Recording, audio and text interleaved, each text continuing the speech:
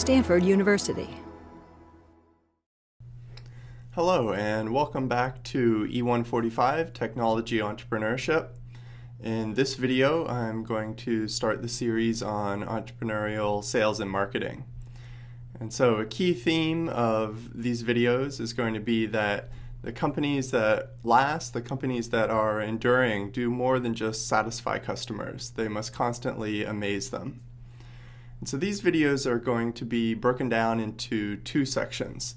The first is going to talk about entrepreneurial marketing and the fact that in entrepreneurial firms, basically you're either creating the product or you're helping to sell it. The other section is going to take this market analysis and positioning that we've done as a first step and use that to inform how we go about what they call go-to-market strategies. So this is how you're actually going to do the marketing and make the sales and actually sell the product. And so there's a first step that we're going to talk about, which is creating your value proposition, understanding who your target customers are, positioning your product within the market. And then once you've done that analysis and understood that step of it, that's then going to inform how you go about marketing itself and your go-to-market strategy.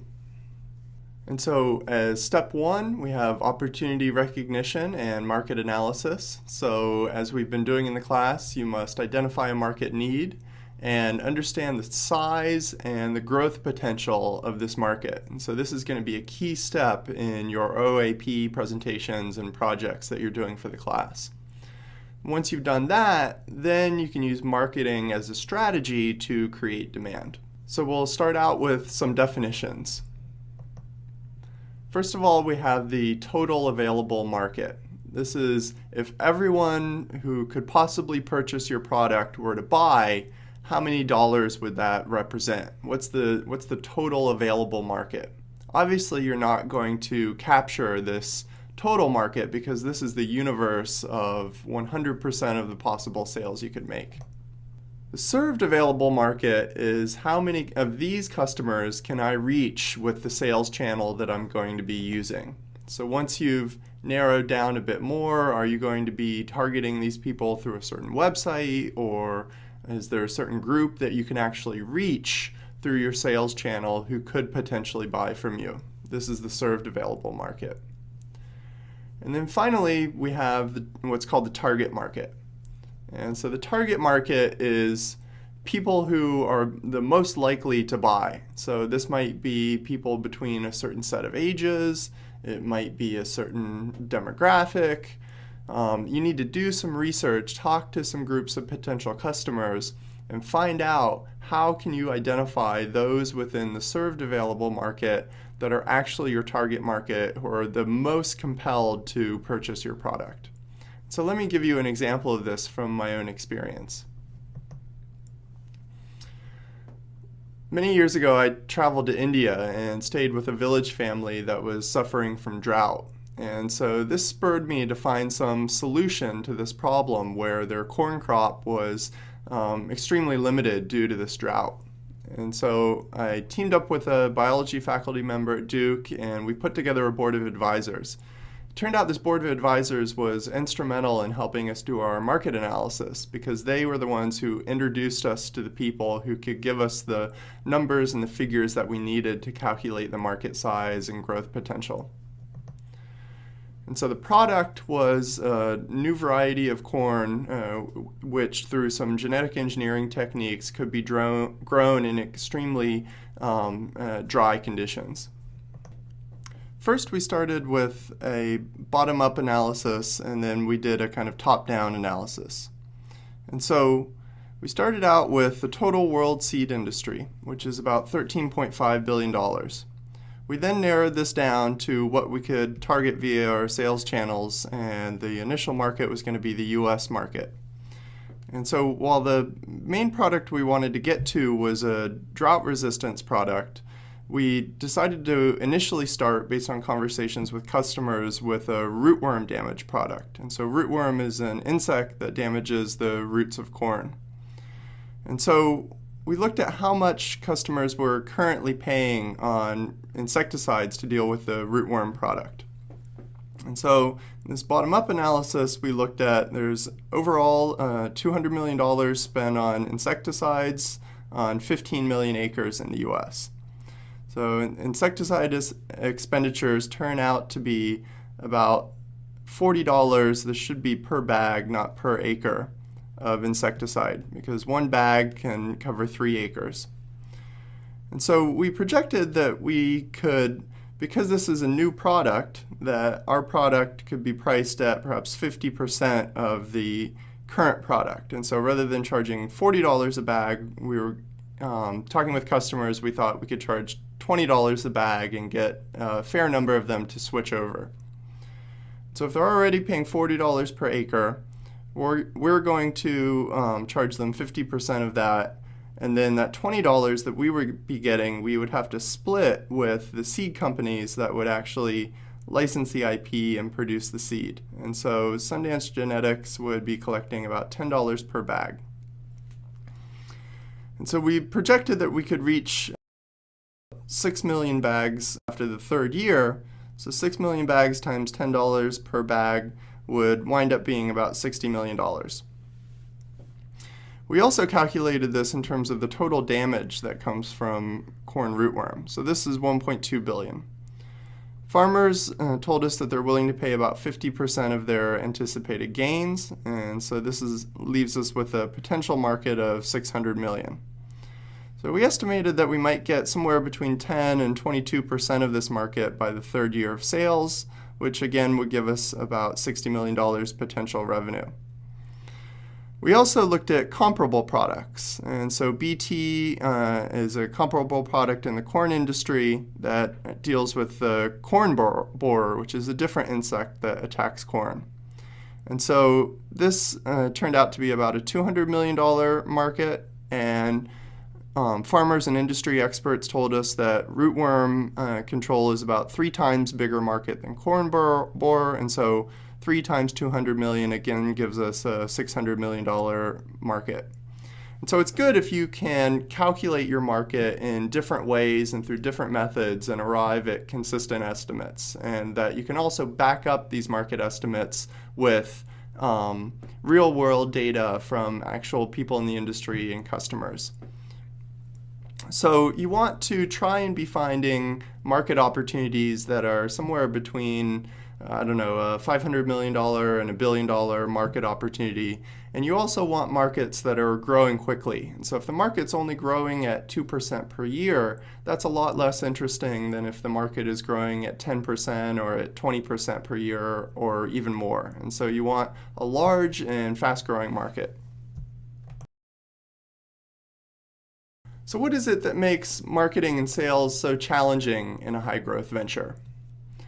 Part of it is that customers are skeptical. A large portion of customers don't want to adopt something unless they know for sure it's going to provide them with benefits. So this brings us back again to the crossing the chasm model of entrepreneurship. And so you have some initial innovators who are willing to try your product. You have some visionaries and early adopters who are willing to give it a try. And then it can become more difficult to break into the pragmatists and into the larger portions of the market. And so this is where the chasm comes in that we're trying to cross, is to get into this sort of main part of the market. So how does a startup cross the chasm? One strategy is to put all of your eggs in one basket. So rather than diversifying and trying to appeal to everyone, you target a particular market segment. And once you've targeted that particular market segment, you want to give them something that's really going to thrill them, that's going to satisfy them enough that they're going to be willing to be a reference customer and convince other people that they should give the product a try as well. And so how are you going to segment your market? This can be in different ways depending on whether you're doing a business-to-consumer product or a business-to-business product. And so if you're targeting consumers, you might segment based on age, gender, income, brand loyalty. If If you're targeting businesses, you might focus on a certain industry type, or companies with a certain range of employees of a certain size, or companies that might be willing to give you a certain order size. So one example of how to segment markets comes from Pedigree Pet Foods in Great Britain. So they looked at their customers according to different roles that the dog played in the family. So it could be a family member, in which case this would be a premium segment of the market. They had a certain brand for that known as Chum, and they were able to charge a premium price based on the fact that these people saw the dogs as such an important member of the family. On the other end of the spectrum, you had people who just saw the dog as an animal, so it was less a member of the family. They then named this the economy segment and had a separate brand which they charged a lower price for to target this segment of the market. You might also create a new segment. The dog is a substitute child, in which case you might have a super premium segment of the premium brand, which, as you might expect, you could charge an extra premium for. And so you want to create some kind of profile of the target segment of the market or the target customer that you're thinking about pursuing. You have to really know this customer well, how they think about your product, why they use it the way they do, why they want to purchase this product as opposed to some different one. And so this super premium strategy turned out to be very effective for Pedigree. And 4 years later, they had a 10% share of the total dog food market, and the super premium segment did especially well. So what do you think is the single most important concept when you're thinking about your marketing strategy? To me, this is your positioning. Sometimes this is known as your elevator pitch. So I want to give you a couple of examples here. The first comes from Guy Kawasaki's horizontal analysis. So he recommends filling in the blanks in these statements for who the target customer is, who have some need, that the product or service name is in this category and provides this certain benefit. So think for a minute if you can fill in the blanks in these sentences with your own venture. The second way to go about this is more vertically, is to think about the potential alternatives. And so the alternative positioning statement that you can make is, unlike our primary competitor, our product, and then whatever your primary source of differentiation is from that competitor. So again, think through in your own ventures what this statement would be for you. And so positioning has to happen before demand creation. Otherwise, you don't know through what mechanisms or through what channels to direct your advertising and your marketing. So this positioning is then going to drive the strategies that you use. So whether it's promotion and communication, branding, your pricing and how you're going to charge consumers money, or your particular sales and distribution channels, this is going to depend on the target segment of the market that you're going after. And so you need to talk with enough of these potential customers to understand exactly what channels you should use to advertise to them. If they read particular blogs, you might look at those. Or if they tend to go to Walmart, you might look at partnering with Walmart to place the product there. So that's it for this video. In the next video, I'll talk more about these go-to-market strategies and how you turn your positioning into sales and marketing. For more, please visit us at stanford.edu.